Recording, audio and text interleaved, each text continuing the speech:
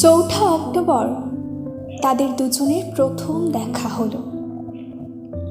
তখন বিকেল ঘনিয়ে আসছে, বাতাসে শীতের আমেজ। 10 অক্টোবর তাদের দীর্ঘক্ষণ কথা হলো টেলিফোনে। সেদিন ছেলেটি নতুন কেনা টবে গোলাপের চারা লাগালো। 30 অক্টোবর রেস্টুরেন্টের নিরালা কেবিনে ছেলেটি বলল, তোমাকে আমি ভালোবাসি। মেয়েটি লজ্জায় মাথা নিচু করে টেবিলে আঁকিবুকি কাটল। 12 ডিসেম্বর গোলাপ গাছে কুঁড়ি ধরল। মেয়েটি রেস্টুরেন্টে ছেলেটিকে জিজ্ঞেস করল, কেন ভালোবাসো আমায়? আমি সুন্দরী তাই? তোমার চেয়েও সুন্দরী আছে কত। আমার বাবার প্রচুর অর্থ তাই? তোমার বাবার চেয়ে বড় লোক এখানে কম আছে। তাহলে ভালোবাসি ভালোবাসি তার আবার কারণ হয় নাকি? মেয়েটি বাড়ি ফিরে বন্ধুদের টেলিফোনে অনেক আলোচনা করল। সবাই এক বাক্যে বুঝিয়ে দিল, ভালো যখন বাসে তখন একটা কিছু কারণ তো আছে বটেই, সেটা না বুঝে বেশি এগোস না। 3 জানুয়ারি মেয়েটি বলল, আমার কাছে কি চাও? কই, চাইনি তো কিছু। ভালোবাসো অথচ চাও না, তাহলে? না চাহিলে যারে পাওয়া যায়, দেয়া গেলে আসে হাতে। এ তো গান। শুধুই গান? তাছাড়া কি? কিছুই যদি না চাও তবে ভালোবাসো কেন? ভালোবাসি তাই ভালোবাসা দিতে চাই। চাইবো কেন? তুমি সত্যিই অদ্ভুত। 10 ফেব্রুয়ারি দুজনের দেখা হলো মেট্রো স্টেশনের পাতালে। ছেলেটি বলল, আমি কাল সারা রাত বাঁশি বাজিয়েছি। সারা রাত সেই সুরের মায়াবী আলোয় তুমি নাচছিলে। অসামান্য অনন্য সে নাচ। ধ্যাৎ, কাল সারা রাত আমি ঘুমিয়েছি।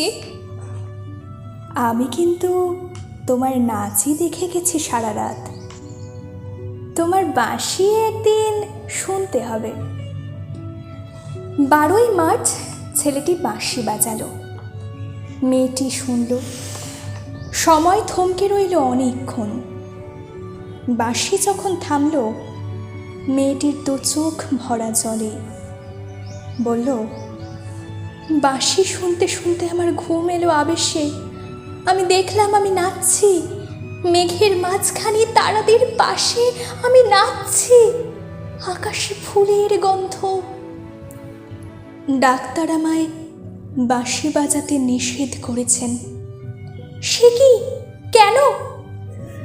বাঁশি আমায় টেনে নিয়ে যায় স্বপ্নের মধ্যে। ডাক্তার বলেছে, স্বপ্ন দেখে দেখে আমার মস্তিষ্কের শিরা উপশিরায় জট পাকিয়ে যাচ্ছে। তাহলে ভাবছি।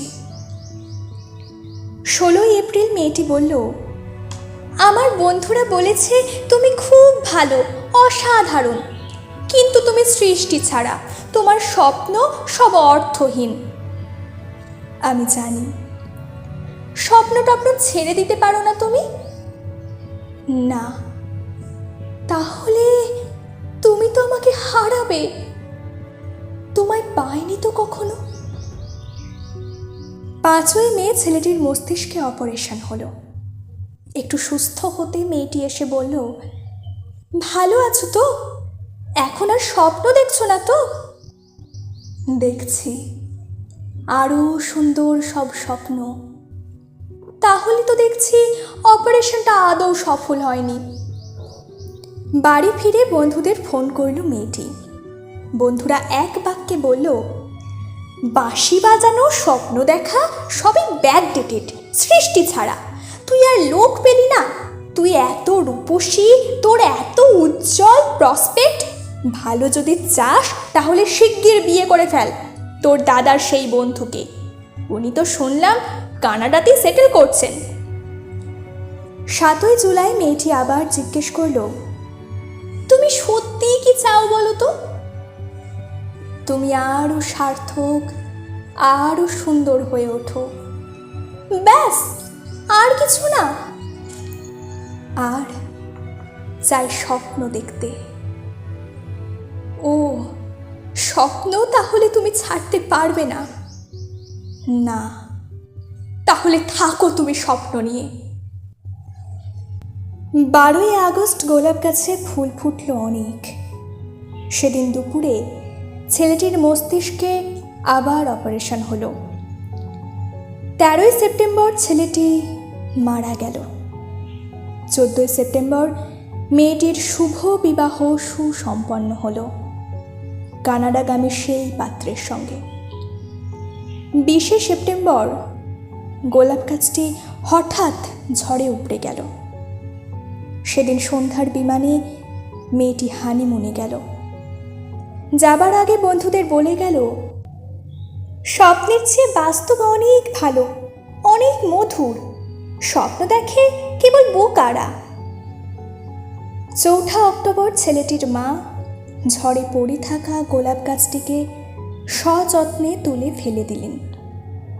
শূন্য টবে তখন কয়েকটা পোকা, কয়েকটা মাছি। আমরা কেউ জানি না ওগুলো পোকা, মাছি নাকি ছেলেটির স্বপ্ন।